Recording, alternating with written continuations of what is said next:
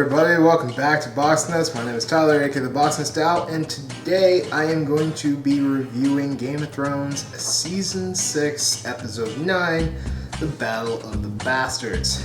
I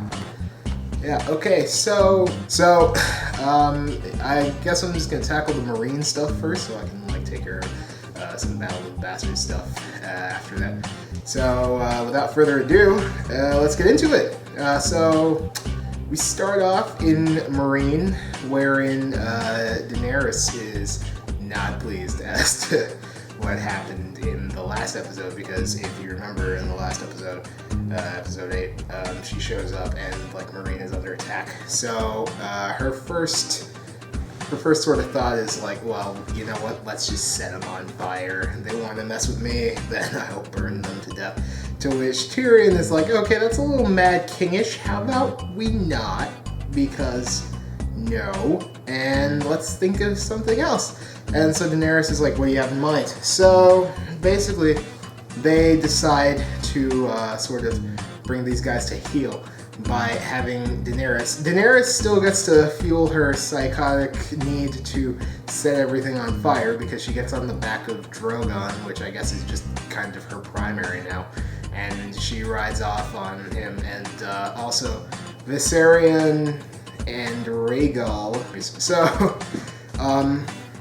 she goes and flies up on them, and they're burning the fleet. And Tyrion starts having a talk with the not necessarily the Wise Masters, but their ambassador guys, so to speak. Who it's the same guys who he offered the whole let's reform slavery thing. And so basically he's okay, well, you tried to fight us, so now you need to get punished, and this is where you get punished. So and Grey Worm, a badass, because I love Grey Worm is actually pretty awesome. This season, like I said in the last review, he started off horribly for me, but he's really gotten just so much better, because I love that double throat slash she does, because those ambassador guys are just because they tell them that one of them has to die there, and they'll let the other two go. So they give up the one in the middle because of, I guess, he was standing in the middle. So that's just how they shot it. But he gives up that one guy, and basically they're okay, so this guy, kill this guy, because he's not even technically one of us. He's just an outsider dude. So kill him and let us live. And then Grey Worm double slashes both of their throats. So that was great to see. I love that, because we haven't seen Grey Worm in action since I think maybe season 5. I think. Yeah. So it was good to see him doing stuff again. And then we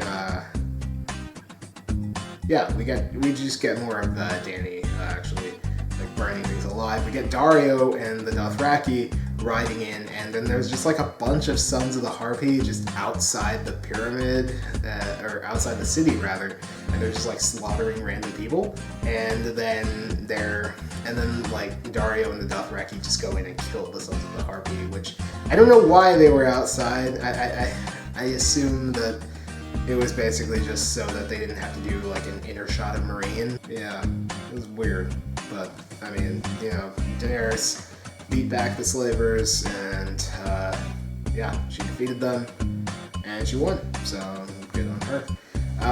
Next that happens is the meeting, finally, between the Greyjoys, so Yara and Theon, and okay, something was pointed out to me that I actually, I went on YouTube and watched an old clip of what happened with Tyrion, and also,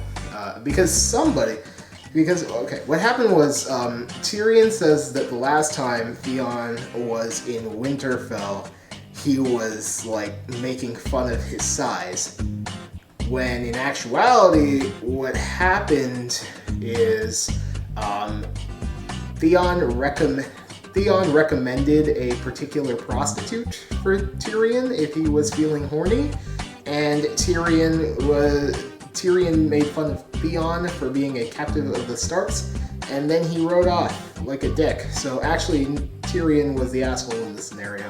The part where Theon was actually mean to a Lannister was when he was talking to Jaime, actually, and he said to Jaime that it must have been a great sight to watch all the ships in Lannisport burning, because Theon's uncles were the ones who actually set those ships on fire during the Greyjoy Rebellion.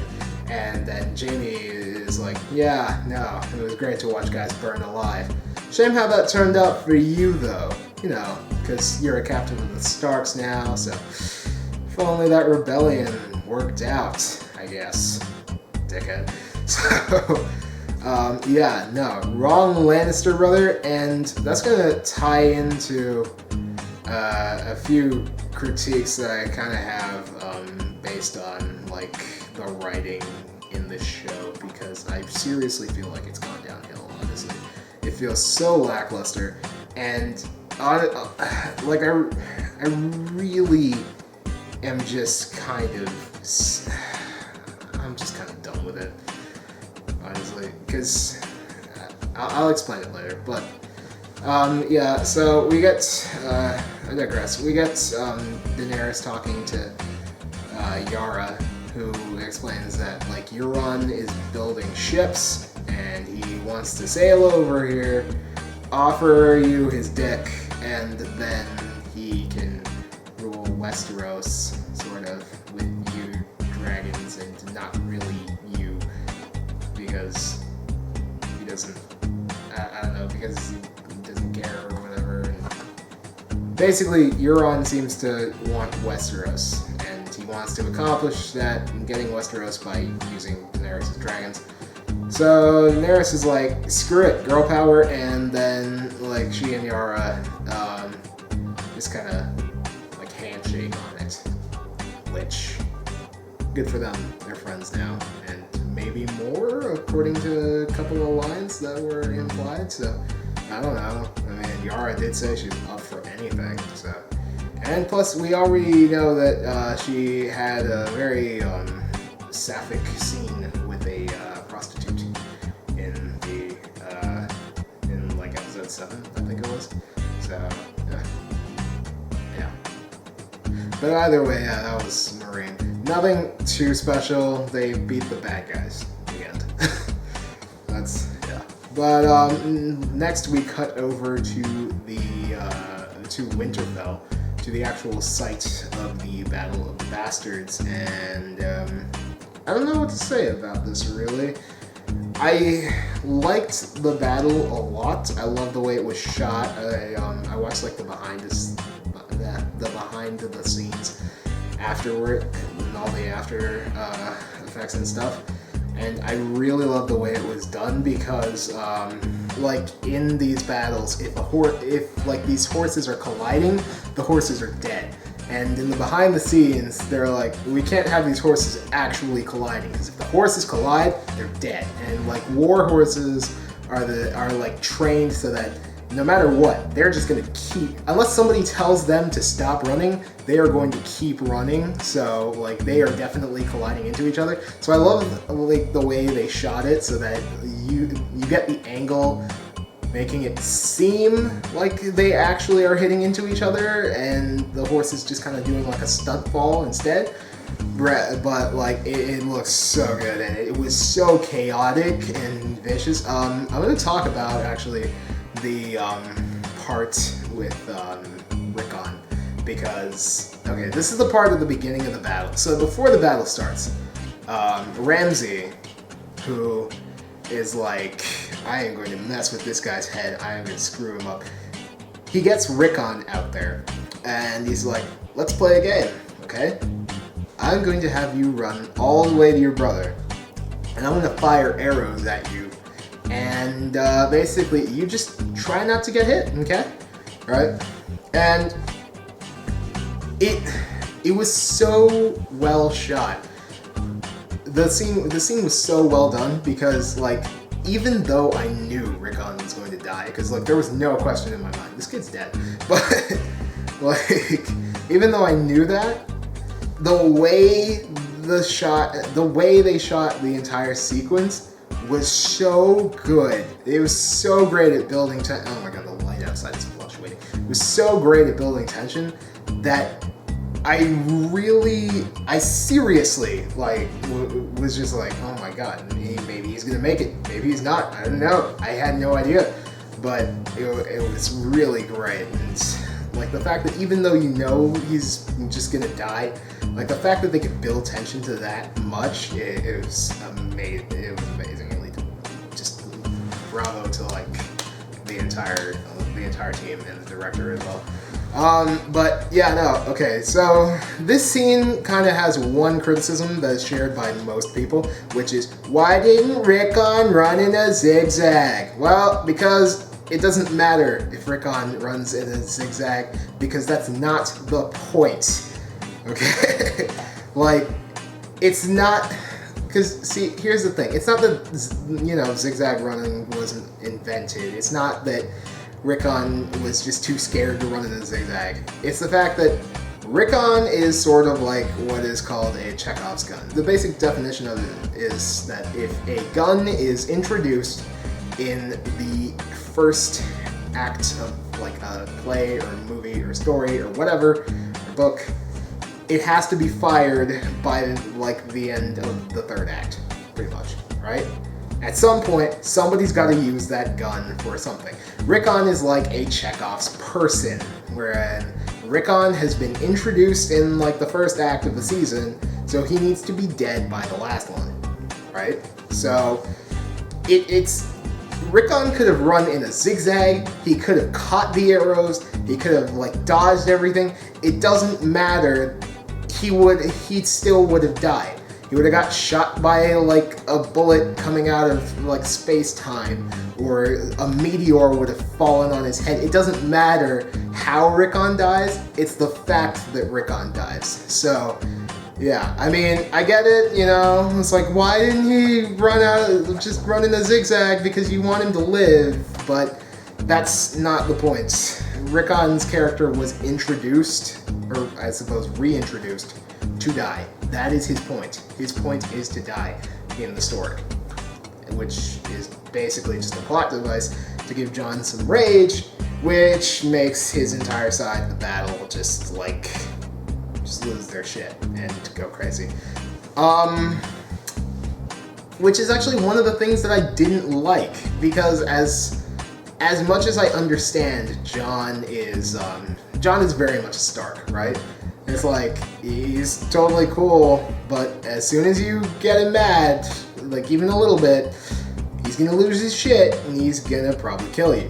But, like, I wanted to see some real tactics from him, and that's not what I got. What I got was, basically, Jon watched his brother die, and he's like, screw this shit, I'm killing everybody. And then he ran off on his own, on his horse, and then his horse got shot, and then he's like running on foot, right? And he's like, okay, I guess this is like my last stand, pretty much. And then, like, all of his army's cavalry hits into all of Ramsay Bolton's cavalry, and it's like, oh shit, that was lucky, I guess. So, I mean, it was okay. That moment was okay. But, overall, I mean, like I said, the battle was really well done. I loved the tactics from Ramsay, just kind of like taking people out with just volleys of arrows, and then after that sending in the cavalry, and then to, like, thin out the herd pretty much, and then after that getting the infantry to encircle them, sort of, and there's mountains of bodies just everywhere from dead people, and just getting like everybody stuck against, like, one of those mountains, right, and just corralling them until you're like you're basically trying to murder them down to the last man. I get that they probably didn't have the wherewithal to rally together and do this, but basically, if they all just got together behind 1-1 and just like rushed one part of that whole like shield corral pretty much, they could have definitely broken through, and they could have actually, like, as soon as they broke through, they could spread out and around and actually take down that whole thing. Because if you guys are all moving one way, and there's like, I'm gonna say a good like maybe 3,000 of you, right? No, yeah, maybe it was a lot of people in there.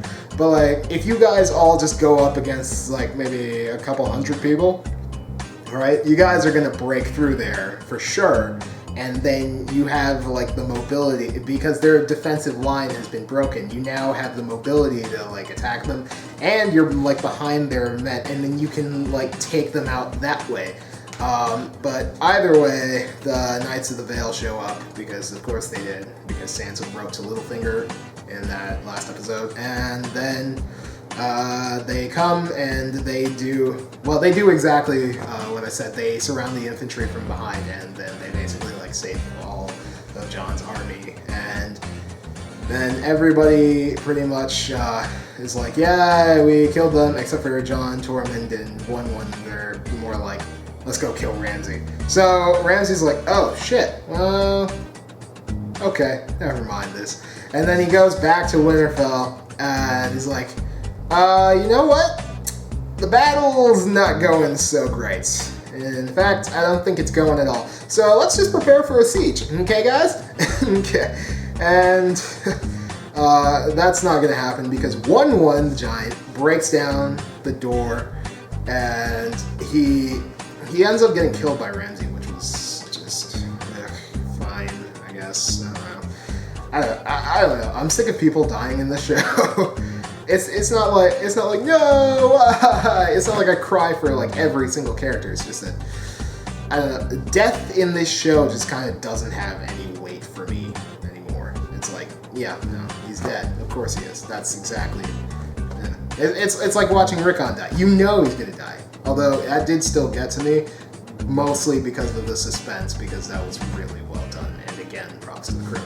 But just like everybody who handled that scene at least.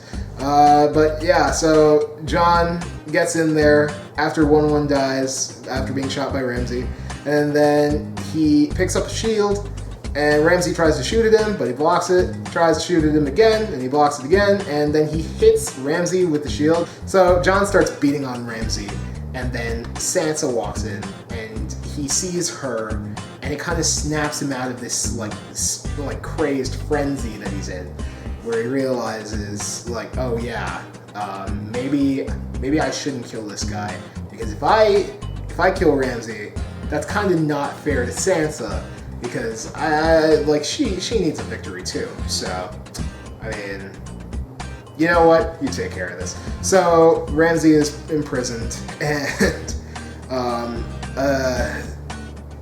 he is eaten by his hounds, who he hasn't fed in days. And yeah, is it a satisfying death? No, not really. I didn't feel satisfied by it. But at the same time, when a character's been that evil for that long, I don't think any particular demise would actually satisfy you that much. Even if Sansa just stabbed him a bunch of times herself, I don't think that would really make me feel any better either. It just, so. But I really have to give props to Iwan Rand, because he is the actor who plays Ramsay, and he was so good as that character. I mean, and this is also, speaking of someone who, Iwan Rand was also in contention, high contention, to play Jon Snow.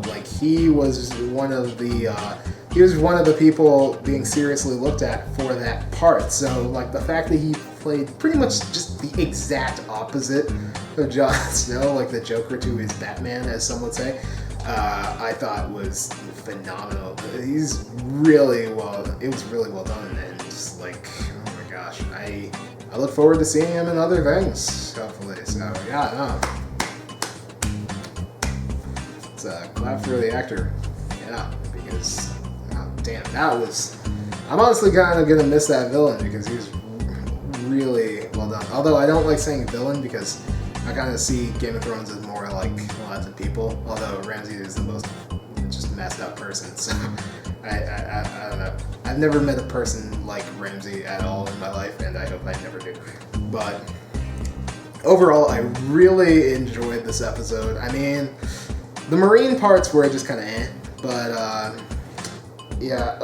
Overall, I definitely give this one an 8 out of 10. It was really great. It would have been higher, but the thing is, and I'm gonna get into why it really took it down, was literally that what was it? The Tyrion and Theon scene, because it just shows that the showrunners are clearly not watching their own stuff to at least make sure that they're getting it right, because now Tyrion is just kind of a dick. But I mean, I get it, because it's weird watching your stuff. As somebody who edits their own videos, it is weird watching your own stuff, and it is even weirder like when you have to edit it. But when I see my videos like 3 or 4 times before they're put up, I mean, you get a real sense of, I don't know, how do I put it? It's like it kind of burns it into your brain almost, right? Where it's like you know exactly what's going on, and like it is kind of awkward to watch yourself and hear how you sound, like even without all the mistakes or like whatever you decide to edit out. So yeah, but honestly, I think they really need to like start like checking what they've done, checking over what they've previously done, because if you're gonna call back to it, you better be right.